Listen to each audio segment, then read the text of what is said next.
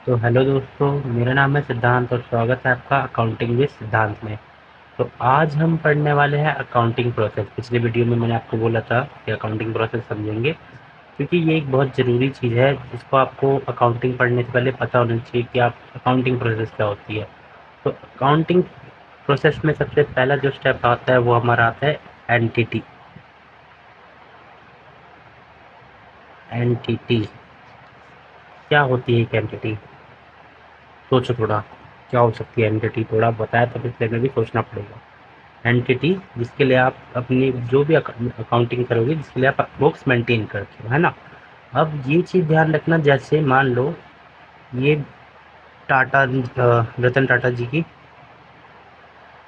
Company है ना। रतन टाटा जी की कंपनी, इसकी तुम बुक्स कम मेंटेन कर रहे हो। जैसे ये अकाउंटेंट ये इनकी बुक्स मेंटेन कर रहा है ना। अकाउंटेंट इनके लिए बुक बना रहा है।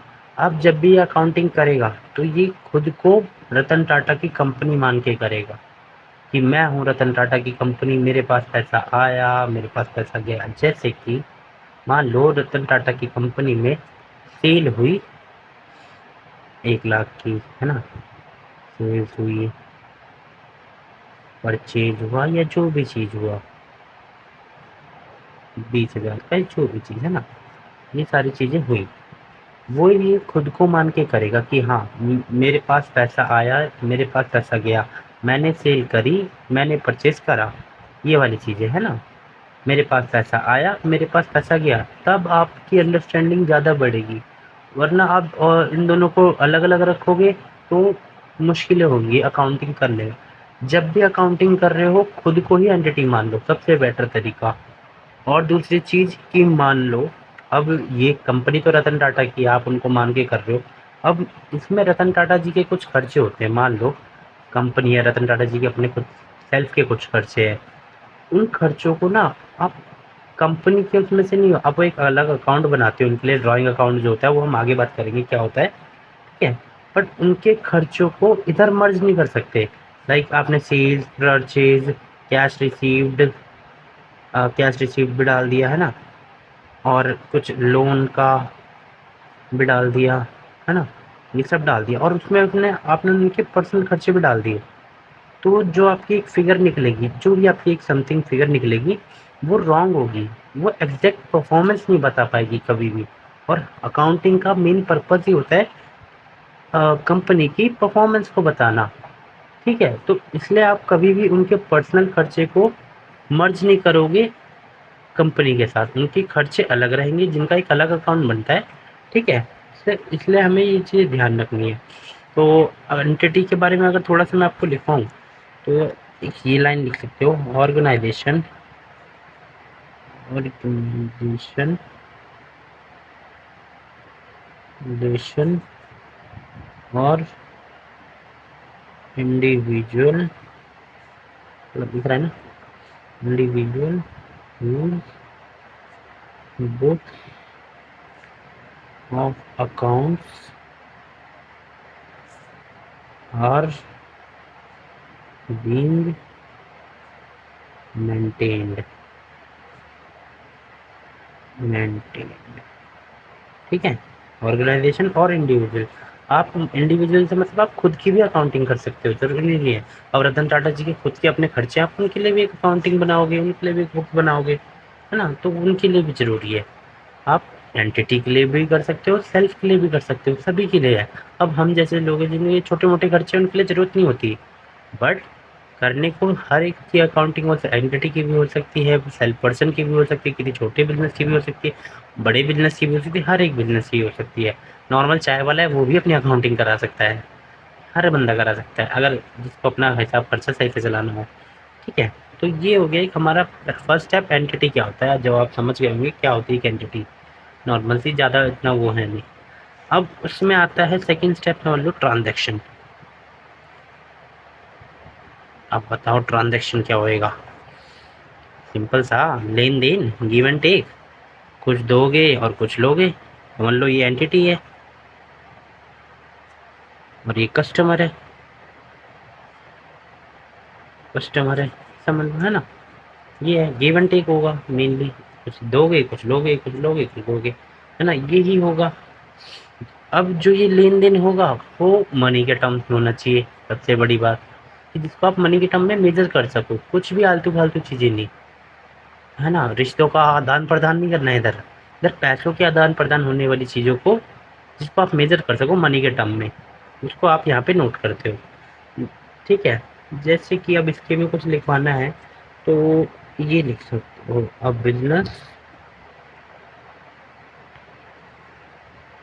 डीलिंग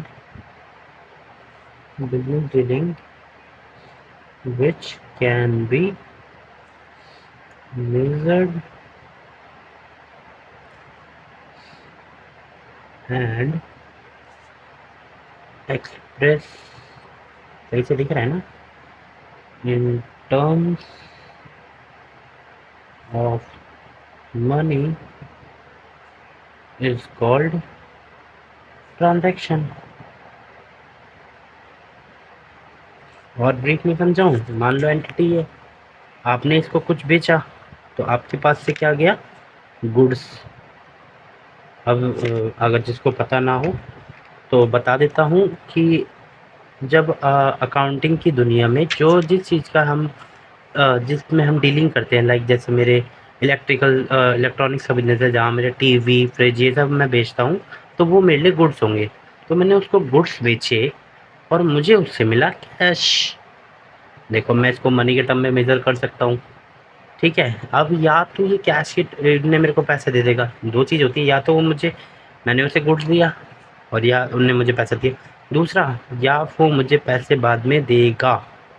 पेबल उसके लिए पेबल है, मेरे लिए रिसीवेबल है, ये जो भी चीज़ है ना, या मैं उससे रिसीव मेरे को हक है उससे लेने का। पेबल होता है वो जिस देना है पर दिया नहीं है, और रिसीवेबल वो लेना है पर लिया नहीं है। Right to receive and liable to pay, simple है ना। सो ये होता है ट्रांजैक्शन में, सिंपल सी चीज़ होती है। मिनिमम इसमें थोड़ी कंडीशन ध्यान रखना कि मिनिमम, सही से दिखता है ना, मिनिमम टू पार्टीज ऑलवेज, कम से कम दो पार्टी तो होगी ही होगी। ठीक है, ठीक है, एक ये चीज, और इधर गिव एंड टेक होगा, गिव एंड टेक, है ना, कुछ दोगे कुछ लोगे, कुछ मिनिमम टू पार्टीज, कम से कम दो होगी, दो तीन भी हो सकती है। ठीक है ना, वो आगे समझेंगे कैसे तीन होती है कैसे चार होती है, वो आगे जी आएंगे। ठीक है, अब आपने एंटिटी समझ गए होंगे कि क्या होती है एंटिटी, जिसके लिए आप बुक मेंटेन करते हो। ट्रांजेक्शन क्या होती है वो समझ गए होंगे कि जिसको आप मनी के टर्म में मेजर कर सको। तो अब थर्ड चीज आती है हमारी रिकॉर्डिंग। रिकॉर्डिंग सही से ठीक है ना, रिकॉर्डिंग क्या होती है। अब देखो, जो भी आप चीजें ना, जो भी ट्रांजैक्शन एंटिटी में हो रही है उसको एक नोट करने का तरीका होता है। अब देखो, घर पे हमारी मम्मियाँ भी, हमारे पापा भी हिसाब किताब लिखते हैं। ठीक है, बट वो तो नॉर्मल तरीके से लिखते हैं, समझ लो 20 का दूध, नॉर्मल सा है ना, 20 का दूध, 40 का चावल और 50 का आटा, वो ऐसे लिखते हैं, नॉर्मल सी चीज़ है ना, ये सारी चीज़ें। बट क्या आप भी ऐसे लिखोगे, फिर तो आप में और उनमें कोई फ़र्क ही नहीं हो जाएगा। आप एक प्रोफेशनल कोर्स पढ़ रहे हो, अकाउंटिंग पढ़ रहे हो, अकाउंटिंग एक खुद में प्रोफेशनल कोर्स है जिसमें आप एक सिस्टमेटिक तरीके से एंट्रीज परफॉर्म करते हो, जिसको हम डबल एंट्री सिस्टम बोलते हैं, जिसको हम क्या बोलते हैं, डबल एंट्री सिस्टम, सिस्टम। ठीक है, डबल एंट्री सिस्टम होता है जिसमें आप बुक्स मेंटेन करते हो डिफरेंट डिफरेंट, लाइक आप एक बुक बना देता हूँ ऐसी सी, मान लेना है ये हो गई जर्नल, जहाँ भी ये रिकॉर्डिंग वाले स्टेज में, रिकॉर्डिंग वाले स्टेज में आपको जर्नल बनती है और कैश बुक बनती है, और फिर हमारी other subsidiary books, subsidiary books कौन सी होती है, ज़्यादातर सेल्स बुक्स, परचेज बुक्स,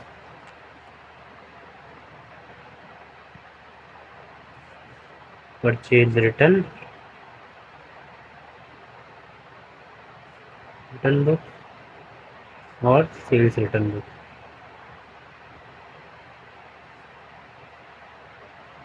ये होती है। ठीक है, अब इनमें थोड़ा सा चीज़ ध्यान रखो। देखो, जब जर्नल हम बनाते हैं तो हमें ना जर्नल में हमारी सारी चीज़ आती है। समझ लो दूध खरीदा, चावल खरीदा, आटा खरीदा, पैसे दिए, पैसे लिए, ये सारी चीज़ यहाँ पे। अब देखो, वैसे किसी एंटिटी में दूध चावल तो नहीं आएगा। मान लो गुड्स बेचे, गुड्स खरीदे, कैश आया, कैश गया, फर्नीचर आया, फर्नीचर गया, ये सारी चीज़ें जर्नल में आ जाती है। बट जब हम जर्नल के साथ साथ कैश बुक बनाते हैं, देखो डबल एंट्री सिस्टम हम आगे अच्छे से जानेंगे। अभी इतना ध्यान रख लो कि जर्नल में सारी चीज़ें आ जाती है। बट जब आप कैश बुक भी बनाते हो, जब किसी बहुत बड़े बड़े बिजनेस होते हैं वो कैश बुक भी बनाते हैं। अगर किसी का छोटा बिजनेस है वो जर्नल बनाए उसमें खुश रहेगा, क्योंकि जर्नल में सारी चीज़ें आ जाती है। बट अगर किसी को ज़्यादा इन्फॉर्मेशन चाहिए होती है, क्योंकि अकाउंटिंग का पर्पज़ क्या है, आपको ज़्यादा इन्फॉर्मेशन देना, तो उसको समझ लो अपने कैश के लिए ज़्यादा वो चाहिए इन्फॉर्मेशन, तो वो एक कैश बुक भी बना लेगा। वो वहाँ पे वो सारी चीज़ लिखेगा जो कैश से रिलेटेड होंगी। लाइक उनने कैश में कुछ सेल करा, कैश में कुछ परचेज करा, उसको कैश कहीं से मिला, कैश कहीं दिया, जितनी भी कैश से रिलेटेड चीज़ें होंगी वो सब यहाँ लिखेगा। बट अगर वो कुछ भी कैश से रिलेटेड नहीं होगा, अगर मान लो उन्होंने सेल करी जो कि क्रेडिट सेल हुई, तो वो जर्नल में लिखेगी या फिर सब्सिडरी बुक में लिखेगा, अगर वो कोई सब्सिडरी बुक भी बनाता है तो। ठीक है, सब्सिडरी बुक्स पे भी अभी आता हूँ। हमने कैश बुक समझ ली। कैश बुक वो होती है जहाँ पे आप सारी कैश ट्रांजैक्शन लिखोगे। कैश में हमारे बैंक में आ जाता है। इसमें हमारी 2-3 बुक्स और आ जाती है। अभी थोड़ा सा छोटा सा बता देता हूँ। Single column cash book, single single column cash book,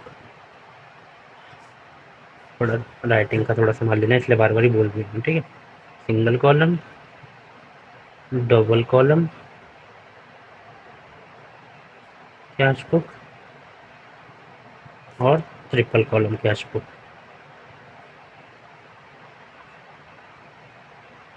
column cash book, इन कैश बुक में हमारे 3 आते हैं, आगे जाके सीखेंगे क्या होती है single column, double column, triple column, है ना? अभी के लिए बस इतना सा ध्यान रख लो। कैश बुक समझ में आ गई, जर्नल समझ में आ गई। अब आते हैं हम सब्सिडरी बुक्स पे।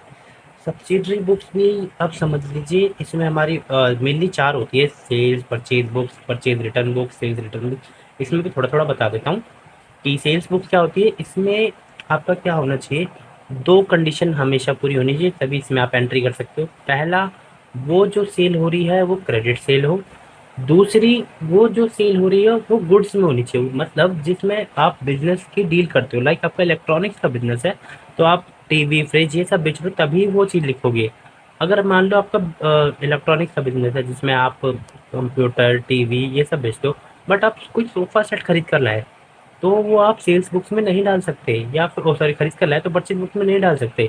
या आपने कोई सोफ़ा बेचा वो आप नहीं डाल सकते। मान लो कोई एंटिटी में कोई पुराना सोफ़ा पड़ा है जो आपने बेच दिया, उसको थोड़ी ना आप सेल्स बुक में लिखोगे, वो जाएगा जर्नल में, ना कि सेल्स बुक में। ठीक है, ऐसे ही sales, purchase book, purchase return book ये सारी होती है। आगे हम बात करेंगे, छोटा सा ब्रीफ बना दिया कि आपको रिकॉर्डिंग समझ में आए। धीरे धीरे इन सबको क्लियर तरीके से समझा दूंगा। रिकॉर्डिंग आपको समझ में आ गया होगा। अगला एक हमारा स्टेप आ जाता है, वो होता है अकाउंट। फोर्थ स्टेप, जिसे हम जहाँ पे हमारे लेजर बनता है। ठीक है, जहाँ पे हमारा अकाउंट से लेजर बनता है। हम आपने ना यहाँ पे देखो, अब देखो भी अकाउंट से लेजर क्यों बनाया जाता है। मान लो कि आपने ना 1 महीने के लिए जर्नल बनाई। ठीक है, अब हमारा सबसे पहले समझो कि वो अकाउंटिंग में जो ये करने का जो हम ये अकाउंटिंग कर रहे हैं क्यों कर रहे हैं, ताकि आपको ज़्यादा इन्फॉर्मेशन मिल सके। ऑल्सो एक टाइम पे, अब मान लो आपने एक बुक बना ली मोटी सी जर्नल की, है ना? 1 महीने की आपने उसमें सारी एंट्री कर दी, 1 मंथ की, 1 मंथ की एंट्री सारी कर दी, जितने भी कैश गया, कैश आया, जितनी भी सारी एंट्री इसमें कर दी। अब तुम्हारे सर आते हैं, जितने भी जिसके लिए तुम अकाउंटिंग कर रहे हो, समझ लो रतन टाटा जी आते हैं। रतन टाटा जी आते हैं ना, वो आके तुमसे पूछते हैं कि भाई बताओ मुझे, मेरा कितना सेल हुआ। तुम क्या होगे, सर ऐसे तो देखो ये तो मैंने 1 महीने की एंट्री है, मैंने कितने सेल हुए होंगे, हर दिन सेल होता है, हर दिन कुछ ना कुछ होता है। अब वो तो तुम कहोगे कि सर मेरे को तो इसमें थोड़ा टाइम दो, मेरे को प्लस करना पड़ेगा, देखना पड़ेगा कितने कितने। अब ये तो कोई हो ही नहीं ना, अकाउंटिंग का मतलब ही नहीं हुआ। तो रतन टाटा जी ने बोले इसको भाई एक जगह ला के दो नीचे वाली, तो इसलिए तुम अब इन जो ये चीज़ें हैं जो इसमें जर्नल में, अभी इन दो को भूल जाओ, भूल जाओ अभी। जर्नल में जितनी भी चीज़ें हैं, मान लो सेल्स की जितनी भी चीज़ें हैं, उनको तुम एक जगह लाओगे। एक नेचर वाली चीज़ों को एक जगह लाने को हम अकाउंट या लेजर बोलते हैं। जिसको इधर से उठा के इधर डालना, उसको एक पोस्टिंग स्टेप कहते हैं। ठीक है, यहाँ पे आप अकाउंट बनाते हो। फॉर एग्जांपल आपने ये जर्नल बनाई, अब इसके लिए आप छोटे छोटे अकाउंट बनाओगे। एक ऐसे टी टाइप का हमारा अकाउंट बनता है। ठीक है, प्रॉपर तो ऐसे बनता है, देखो प्रॉपर बना के दिखाऊं। एक तो ये सिंपल सा समझा दी, डेबिट क्रेडिट। एक प्रॉपर जो अकाउंट बनता है वो ऐसे बनता है।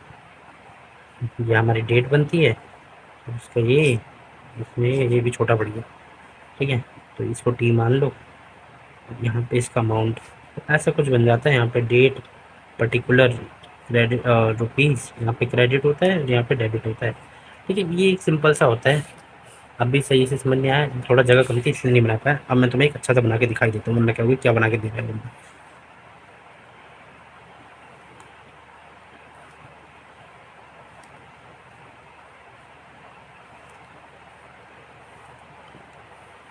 लेजर का जो एक फॉर्मेट होता है, डेट दिख रहा होगा ना, पर्टिकुलर्स। ठीक है, यहाँ पे हमारा आ जाता है JF, यहाँ पे रुपीज़ या अमाउंट है ना, फिर डेट, फिर पर्टिकुलर्स, फिर JF और फिर रुपीज़। अभी यहाँ पे अमाउंट भी लिख सकते हो, यहाँ पे क्रेडिट, यहाँ पे डेबिट। ये होता है एक लेजर का प्रॉपर फॉर्मेट, जो कि आप ऐसे ही डिफरेंट डिफरेंट अकाउंट्स बनाते हो। अब आप क्या करोगे, सोचो, देखो आपने ये जो यहाँ से बुक नहीं, आपने सेल्स का समझ लो एक अकाउंट बना लिया। अब सेल्स की जितनी भी चीज़ हुई है, आपने सेल्स जितनी भी सेल्स करी, आप उसको एक जगह ले आओगे। उससे होगा क्या कि अब आपको टोटलिंग करने में आसानी हो जाएगी। जितने भी डेट को आपने जितने भी करी होगी, आपको आसानी हो जाएगी। अब आपने ये समझ लो सारी चीज़ें आपने यहाँ पे सेल्स ला दी। अब दोबारा से सर आए रतन टाटा जी, है ना। अब इसको लाने की जो होती है, उसको हम पोस्टिंग कहते हैं। ठीक है, क्या कहते हैं, पोस्टिंग। पोस्टिंग इधर लिख दो, पोस्टिंग, फिफ्थ स्टेप। समझ जाओगे ना। देखो मेनली ना कॉन्सेप्ट समझो। ठीक है, कि तुम्हें क्या होता है, अकाउंटिंग प्रोसेस क्या होती है। पहले जो मैंने एंटिटी बताया, ट्रांजैक्शन बताई, रिकॉर्डिंग बताई, फिर अकाउंट बताया, फिर पोस्टिंग बता रहा हूँ, है ना। होता क्या है, रिकॉर्डिंग से, जर्नल से आप जब डिफरेंट डिफरेंट अकाउंट बनाते हो और उन अकाउंटों में चीज़ें डालते हो, उसे पोस्टिंग कहते हैं। ठीक है, चाहे इन दोनों को एक लिख लो चाहे अलग लिख लो, कोई दिक्कत नहीं है, मेन समझने पे फोकस करो। ठीक है, अब ये तुम डिफरेंट डिफरेंट अकाउंट बनाते हो, तुमने इसके अकाउंट बनाए, अब तुम्हें इसकी एंड में क्या करोगे। अब तुम्हारे पास तुमने ये अकाउंट बनाए, इन सब में तुमने चीज़ें लिखी कि एक मान लो 1 मार्च को कुछ सेल हुई 100 की, 2 को 200 की, 3 को 400 की, 5 को 600 की, 8, 10, 11, 20, 22 करते करते ऐसे ही तुमने 1000 और 1000, 1500, 1600, फिर 1200 ऐसे आपने कर दिया। अब फिर से तुमने, अब फिर रतन टाटा जी आएंगे, सोचो ना थोड़ा। फिर से रतन टाटा तुम्हारे पास आए कि सर देखो मैंने तो, अब आपके सेल वाला, आप मेरे से सेल का पूछ रहे थे, मैंने सेल की एक चीज़ उठा के इधर डाल दी है। अब आप इधर देखो, यहाँ पे सारे मेरे सेल हुए हैं। वो कहेंगे देखो भाई मेरे पे इतना टाइम नहीं है, अब रतन टाटा जी पे इतना टाइम थोड़ी ना है। ऐसे ही तुम्हारे, तुम मुझे इनको ना इनकी टोटलिंग करके दो, टोटलिंग एंड बैलेंसिंग करके दो। तो इसकी पोस्टिंग के बाद जो अब हमारा नेक्स्ट स्टेप होता है, वो होता है totalling and balancing. Totalling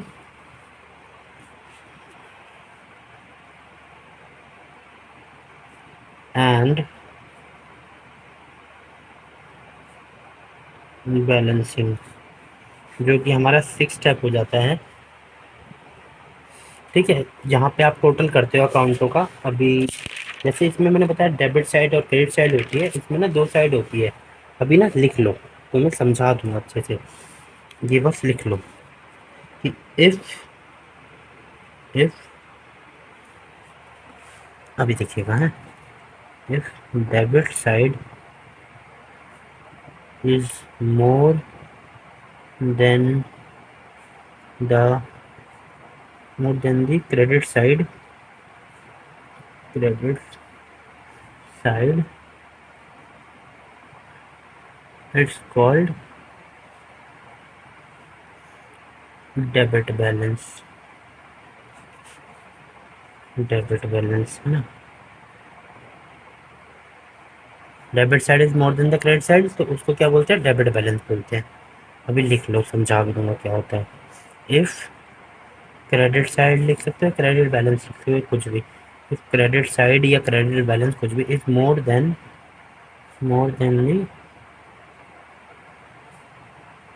debit side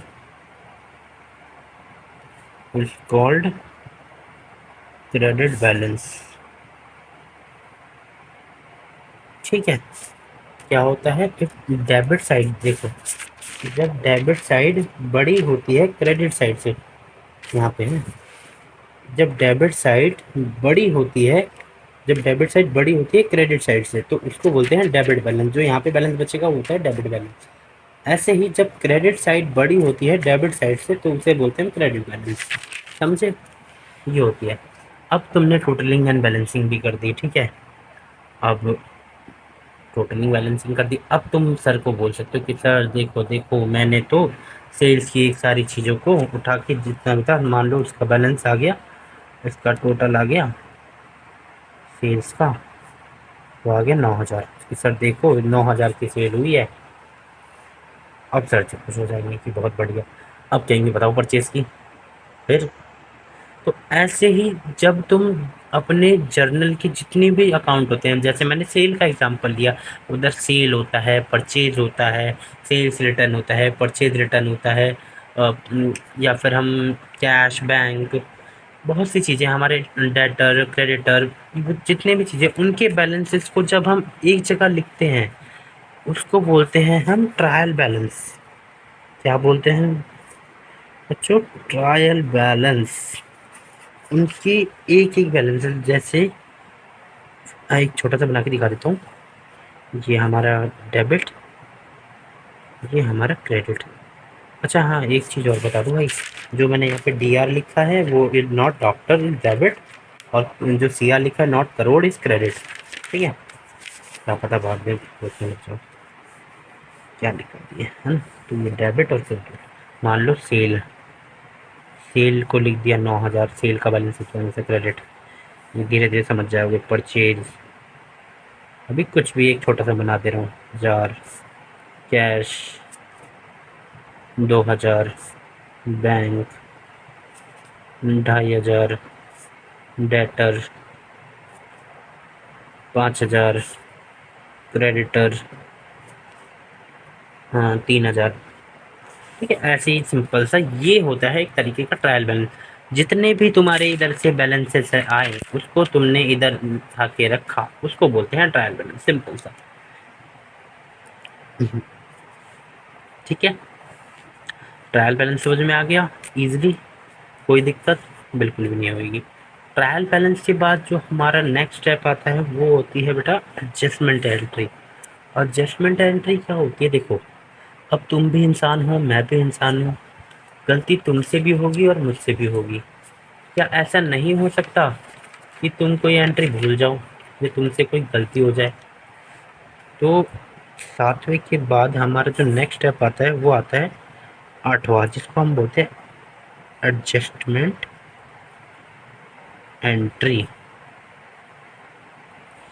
entry, adjustment entry क्या होती है, लिख लो पहले, पहले लिख लो, क्योंकि तुम लोगों को ज़्यादातर सबको ना लिखने वाला चीज़ चाहिए होती है कि भैया कुछ लिखवाया नहीं, बोल के चला गया। तो transaction, the transaction which have कुछ which have not been, ठीक है ना, not been recorded in the books of account, so far has to be recorded now, means जो ट्रांजैक्शन पहले करना भूल गए थे, जो बुक्स ऑफ अकाउंट वो नहीं करी हो अभी तक, वो अब कर लो, ठीक है। जो भी गलती पहले तुमने कर दी होगी उसको अभी ठीक कर लो, क्योंकि अब भाई जो हमारा नेक्स्ट स्टेप बनने जा रहा है वो है हमारा financial statement. Final step, financial sorry financial statement. Financial statement में जो हमारा अकाउंट बनता है वो बनता है फाइनल अकाउंट। अब इसमें ना बहुत सी चीज़ें निकलती हैं, पर अभी मैं तुम्हें बेसिक सी चीज़ें बता देता हूँ जो होती हैं। सिंपल सा दो भागों में तोड़ देता हूँ इनको, और सॉरी गलत साइन हो गई, कोई बात नहीं, ये कर देना। एक होता है ट्रेडिंग, ट्रेडिंग अकाउंट, ये ए से मतलब अकाउंट ना, and profit and loss account, जिसको हम P&L भी कहते हैं, ठीक है। और एक हमारी बनती है बैलेंस शीट। बाकी बहुत सी चीज़ें होती हैं, कैश फ्लो या ये कैश फ्लो स्टेटमेंट या वो चीज़, वो हम आगे बात करेंगे। अभी ये बेसिक होता है कि अकाउंटिंग प्रोसेस में जो ये फाइनल स्टेप आता है, तो ये समझ में आ गया होगा कि जहाँ पे हम अपने सारी चीज़ों को उठाते हैं, अपने बैलेंसेस को उठाते हैं। ट्रेडिंग में हमारे ऑपरेटिंग एक्सपेंस में P&L बनता है, जहाँ पे हमारा प्रॉफिट या लॉस निकलता है। जो भी बिजनेस का प्रॉफिट होता है या फिर लॉस होता है वो यहाँ पे निकलता है, और वो या प्रॉफिट और लॉस बैलेंस शीट में जाके कैपिटल अकाउंट में जाके मर्ज कर दिया जाता है। वहाँ पे जाके फिर वहाँ पे जाके सेटल होता है। अगर प्रॉफिट आता है तो हम थोड़ा ओनर को देते हैं और बाकी बिजनेस में रख लेते हैं, या फिर वो उसकी मर्जी होती है जो भी करना होता है ना। ये होती है बैलेंस शीट। से हमें क्या पता चलता है कि बैलेंस शीट क्या होती है, जिसमें आपके सारे असेट और लाइबिलिटी होते हैं। असेट और लाइबिलिटी, अब बच्चों को अगर असेट्स और लाइबिलिटीज पता है या नहीं है तो पता नहीं। असेट्स वो होती हैं जिनसे आपका अधिकार है, समझ लो। और ये वो लाइबिलिटीज वो होती है जिनको आपको समझ लो जिनसे आपने पैसा ले रखा है, जिससे बिजनेस ने पैसा ले रखा है और उसे आगे जाके उसे वो पैसा देना है। मान लो बस इतना सा। असेट्स वो जिससे आपको पैसा लेना है, जिस पे आपका अधिकार है। You have right to receive, right to receive simple सा ना, और liable to pay from entity के पॉइंट ऑफ व्यू से कह रहा हूँ ये चीज़ है ना, बिजनेस ओनर की तरफ से मत समझना। एक बात बता दूँ, कैपिटल भी एक तरीके की लाइबिलिटी है, क्योंकि वो बिजनेस को पैसा दे रहा है। अब एंटिटी की जिम्मेदारी है, बिजनेस की जिम्मेदारी है, वो उसको थोड़ा पैसा उसको प्रॉफिट कमा के देता भी, तो वो प्रॉफिट उसको कैपिटल अकाउंट में एडजस्ट होता है, ठीक है। तो अब शायद मेरे ख्याल से आपको सारी चीज़ें समझ में आ गई कि अकाउंटिंग प्रोसेस क्या होती है। जो भी हमने ये पढ़ा, पहला पहला एक हम रिविजन ले लेते हैं। एंटिटी होती है जिसके लिए हम बुक्स अकाउंट मेंटेन करते हैं, फिर उसमें ट्रांजेक्शन्स होती हैं जिसमें सिंपल से दो चीज़ें होनी चाहिए, मिनिमम टू पार्टीज होनी चाहिए, और गिव एंड टेक होता है। रिकॉर्डिंग में हमारी आती है journal, cash book, subsidiary books. उन जर्नल और कैश बुक, सब्सिडरी बुक्स का डेटा उठा के जब हम लेजर में डालते हैं, जिसको हम पोस्टिंग वाला स्टेज या अकाउंट कहते हैं, उसे हम पोस्टिंग कहते हैं सिंपल सा। और इनके बैलेंसेस को जब हम टोटलिंग एंड बैलेंसिंग करते हैं और उसको एक जगह लाते हैं, उसको हम ट्रायल बैलेंस बोलते हैं। अब ट्रायल बैलेंस के बाद भाई, इंसान तुम भी हो, इंसान हम भी हैं, इंसान वो भी है जो अगली अकाउंटिंग करेगा। उससे कोई गलती हो सकती है, उससे कुछ भूल हो सकती है, तो वो उस गलती को अभी ठीक कर लेगा, जिसको हम एडजस्टमेंट एंट्री बोलते हैं। लास्ट में हमारा जो अकाउंट बनता है फाइनेंशियल स्टेटमेंट, फाइनल अकाउंट, जिसमें हमारा ट्रेडिंग, एनपीएनएल और बैलेंस शीट आ जाती है। तो बस आज के लिए इतना ही। आज आपको अकाउंटिंग प्रोसेस में सारी चीज़ें क्लियर हो गई होंगी। बहुत सिंपल होती है, ज़्यादा क्रिटिकल में भी हमें नहीं जाना चाहिए। हाँ, कहीं डाउट है तो कमेंट करके पूछ सकते हो। इसमें कहीं डाउट बनता नहीं है मेरे अकॉर्डिंग, बट बनता है, कमेंट करो, पूछो। बाकी आज के लिए इतना बहुत है। कल से हम नई चीज़ स्टार्ट करेंगे, जिसमें हम अपना personal account, real account, classification of account क्या होते हैं, गोल्डन रूल्स ऑफ अकाउंटिंग क्या होती है, मॉडिफिकेशन और मॉडर्न रूल्स ऑफ अकाउंटिंग, ये धीरे धीरे सब कुछ कवर करेंगे। इससे आपको एक अच्छे तरीके से बेस जब बन जाता है ना, तो अकाउंटिंग करने में बहुत मज़ा आता है। तो आज के लिए इतना बहुत है। Thank you and bye bye. और टाइम मिले तो चैनल को सब्सक्राइब भी कर देना और लाइक भी करना। Thank you.